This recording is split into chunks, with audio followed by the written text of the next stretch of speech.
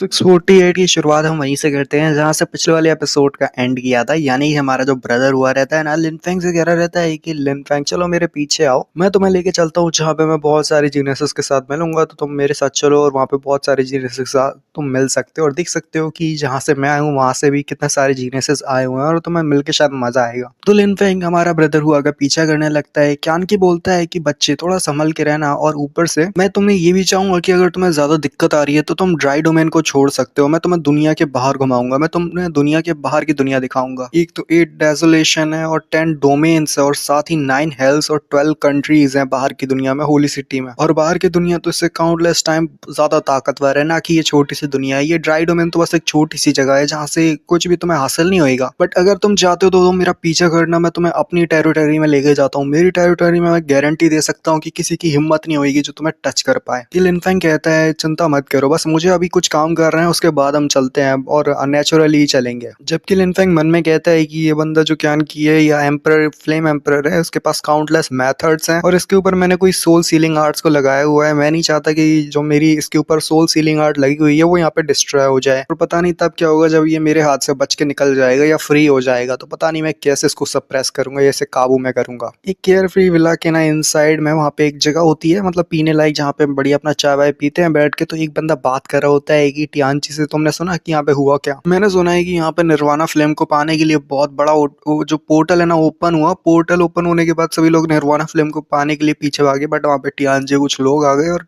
जो फ्लेम है ना उसको एक लड़के ने छीन लिया जो टैलेंटेड था काफी। और वही टियानची से कोई और भी साथी था उसका जो उसकी मदद कर रहा था बैकग्राउंड में, जिससे वो इंटरनल फ्लेम को पा सके। और वो लड़का इंटरनल फ्लेम को पाके वहां से निकल भी लिया। और अचानक से ना किसी के चलने की आवाज आती है, तो लोग पीछे देखने लगते हैं कि आखिर ऐसा कौन है जो यहाँ पे जीनियस की गैदरिंग में आ रहा है, और मतलब कौन है जो यहाँ पे आ गया। वो देखते हैं एशियन बीस्ट क्यान की वहां आ रहा होता है एक लड़के के साथ। तो लड़का कहता है कि ब्रदर हुआ तुम ये वाला किसको लेके आ गए हो जिसके पास एशियन बीस्ट क्यान की है? तो ब्रदर हुआ कहता है कि चिंता मत करो, ये मेरे दोस्त का बीस्ट है जिसका नाम क्यान की है, और ये मेरा नहीं, मेरे ब्रदर लिन का है। तो ब्रदर लिन को देखते यानी लिनफेंग को देखते लोग समझ जाते हैं कि यार ये तो वही लड़का है, मतलब ये उस कंपटीशन में था और कंपटीशन जो ग्रैंड असेंबली है उसको थोड़ा सा बर्बाद भी कर दिया था। तो लिनफेंग भी यहाँ पे उसका मजाक बना देता है और कहता है कि ये तो तुम दोबारा से मिल गए, तुम तो बस यहाँ पे बातें बकवास करते हो जबकि तुम्हें कुछ बोलना तो आता नहीं, तुम कर तो कुछ नहीं सकते बट बोलने में तो बहुत ज्यादा तेज हो। और वही ना एक और गलती भाई, मतलब क्या, मतलब ये बंदे को होना ही होता है लिनफेंग के सामने कभी ना कभी। तो टियानलिन भी वहीं पे होता है, कहता है ब्रदर हुआ आखिर तुम भला इसको कैसे लेके आ गए? तुम जानते नहीं क्या ये कौन सी गैदरिंग है? ये जीनियस की गैदरिंग है। ब्रदर हुआ कहता है कि यंग मास्टर टियानलिन, वैसे मैं बता दूं कि जो ब्रदर लिन है वो मेरा दोस्त है, मैं इसको इसीलिए लेके आया हूँ क्योंकि मुझे लगा ये टैलेंटेड है और हमेशा टेकता है। आपने जैसे कंपटीशन में देखा कि आप इसने आपको पीछे हटने मजबूर कर दिए, इसका मतलब है कि ये हम में से एक है और काफी ताकतवर होने के लायक भी है। और ब्रदर हुआ उसे अंदर आने के लिए बोलता है और उस कहता है कि ब्रदर लिन देखो जरा, मैं आपको कुछ लोगों से मिलवाना चाहूंगा। यहाँ पे जो है ना मेरा एक ब्रदर है, ब्रदर जू, और उसके बाद ब्रदर हान है। और बढ़िया अपना फुल इंट्रोडक्शन देने लगता है, मतलब लिनफेंग को सभी दोस्तों से मिलवाने लगता है। एक बंदा कहता है कि यार ब्रदर लिन तो कमाल है, मतलब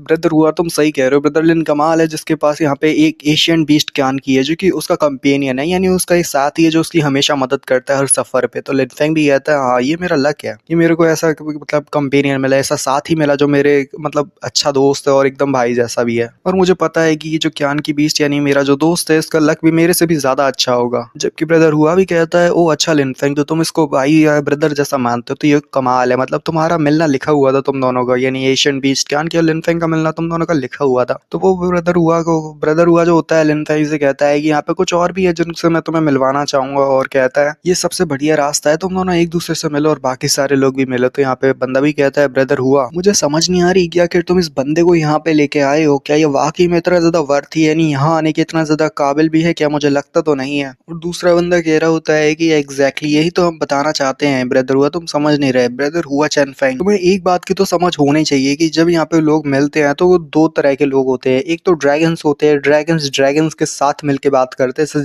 जीनियस के साथ बिल्कुल वैसे ही ड्रैगन के साथ। तो जीनियस को ड्रैगन से कंपेयर किया जा रहा है, जबकि वहीं दूसरी तरफ लिनफेंग को स्नेक के साथ कंपेयर किया जा रहा होता है। कहते हैं कि जो ड्रैगन के साथ मिलते हैं और जो स्नेक्स होते हैं वो स्नेक्स के साथ मिलते हैं। और जरा देखो कि ऐसे तुम यहाँ पे एक स्नेक को लेके आ गए हो सभी ड्रैगन्स के बीच में, तुम्हें क्या लगता है कि ये ड्रैगन्स के बीच में सरवाइव कर पाएगा? नहीं। और ब्रदर हुआ तुम इसको यहाँ पे इसीलिए तो नहीं लेके आए कि तुम्हें यहाँ पे उस क्यान की बीच में दिलचस्पी है, तुम शायद से पक्का उस लड़के को मार के क्यान की बीस्ट को बस इंटरेस्टेड ले रहे हो और क्यान की बीस्ट को हथियाना चाहते हो, उस लड़के से छीनना चाहते हो, है ना? और इसी वजह से तुम क्यान की को यहाँ पे लेके आए और सभी लोग हंसना चालू कर देते हैं। भाई लिन फैंग का तो यहाँ पे अलग ही बेइज्जती कर रहे हैं, जबकि हमारा जो टियानलिन होता है ना वो भी कहता है कि यहाँ पे भला इसको इतना ज्यादा वो क्यों दे दी, इज्जत क्यों दे दी यहाँ आने के लिए, इसको तो यहाँ पे होना भी नहीं चाहिए था। जबकि हमारा लिन फैंग को भी एक मौका मिल जाता है, उसको भी बेइज्जती करने के लिए ना कुछ दिमाग में आइडिया आ जाता है और वो भी कहता है वो अच्छा तुमने बहुत अच्छा कहा कि यहाँ पे ड्रैगन्स को ड्रैगन्स के साथ में और स्नेक्स को स्नेक के साथ में बैठना चाहिए ना, है ना। और बात करें यंग मास्टर टियानलिन तुम्हारी, तो तुम काफी ज्यादा एरोगेंट हो ना, जो यहाँ पे अभी तक ऐसे सरवाइव किया हुआ है और इतना ज्यादा ह्यूमिलेट हुआ जा रहा है और सभी लोग उसकी बातें बकवास कर रहे हैं कि यंग मास्टर टियानलिन को एक बंदे ने प्लेटफॉर्म पे पीछे हटने में मजबूर कर दिया, जबकि उसे एक हेवनली मार्शल एम्पर का डिसाइपल कहते हैं। जरा देखो तुम्हारी तो कितनी ज्यादा बेइज्जती हो रही है आसपास की जगहों में, और मुझे यानी ब्रदर लिन को भी देख के काफी ज्यादा मजा आ रहा है कि तुम्हारे जैसा एक घटिया किस्म का इंसान जो पिछले टाइम में इतना बुली हुआ था, वो अभी भी यहाँ पे ऐसे लोगों के साथ घूम रहा है और यहाँ पे अपना मुंह दिखाई कर रहा है, जबकि तुम्हें तो अपना मुंह छुपा के यहाँ पे बैठ जाना चाहिए। तो और जरा देखो तुम कैसे यहाँ पे ड्रैगन के साथ बैठे करके बातें कर रहे हो, जबकि टियानलिन के साथ साथ वो बाकी लोगों का भी मजाक बना देता है। तो बंदा कहता है कि तुम्हें अपने शब्दों को थोड़ा गौर करना चाहिए कि आखिर तुम बोल क्या रहे हो, क्या तुम यहाँ पे बोलना चाहते हो कि यंग मास्टर टियानलिन को हमारे साथ नहीं होना है।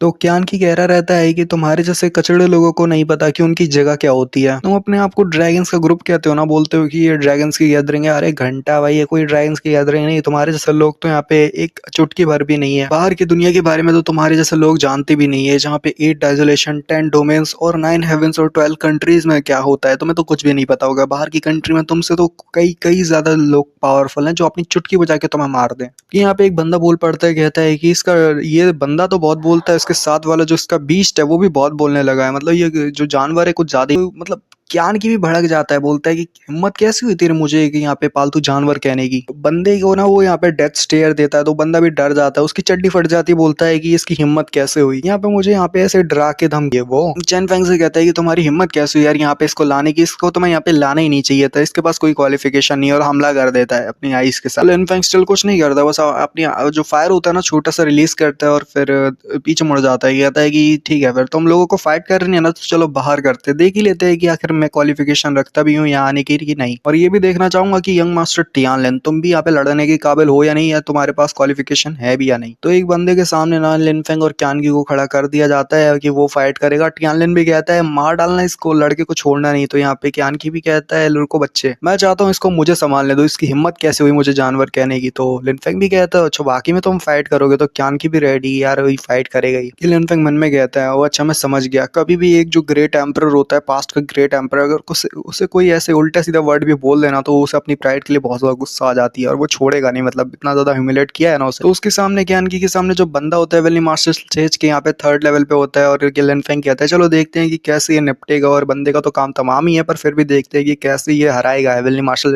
के 3rd लेवल के बंदे को। बंदा आगे बढ़ता है और कहता है तुम्हारे जैसे कचड़े बेकार है जो जानवर है ना उसकी कोई कीमत नहीं है, और देखो यानी एक पंच में मारे जाओगे। तो दोनों ही एक दूसरे की तरफ आगे बढ़ते हैं। पहले बंदा अपना कोई बीम रहता है या कुछ रहता है उसका हमला करता है, बट क्यान की सिर्फ दहाड़ता है और उसके दहाड़ से ही ना वो जगह पे रुक जाता है। उसके बाद उसका जो हमला होता है उसको डिफ्लेक्ट कर देता है। क्यान के अपने मुंह से फायर निकालता है और एज वी नो उसे फ्लेम एम्पर के नाम से जाना जाता है। और यहाँ पे वो बंदे को भी डर लगने लगता है, कहता है कि क्या बीस्ट कमीने का क्या तू मरना चाहता है। वो अपनी की के साथ निकली होती है जिससे वो फायर से बच सके, इसीलिए उसने अपने चारों तरफ की चढ़ा ली होती है। और वो अभी भी ना आग के चारों तरफ से घेरा हुआ होता है और आग जल रही होती है और बहुत खतरनाक आग होती है। क्यान की जमीन पे उतर आता है और यहाँ पे वो बंदे की जली हुई बॉडी भी थोड़ी सी यहाँ पे जली हुई होती है, कुछ कटे वटे सीन होते हैं और मतलब बंदा लाइफलेस होता है, मर चुका होता है। सभी लोग की चड्डी फट जाती है, क्या करे ये हुआ क्या, मतलब एक बीच ने यहाँ पे एक लड़के को मार दिया। और यहाँ पे एपिसोड का एंड होता है कि क्यान की ने तो मार दिया, लिन फेंग की बारी होगी। देखेंगे कैसे लिन फेंग जो होता है ना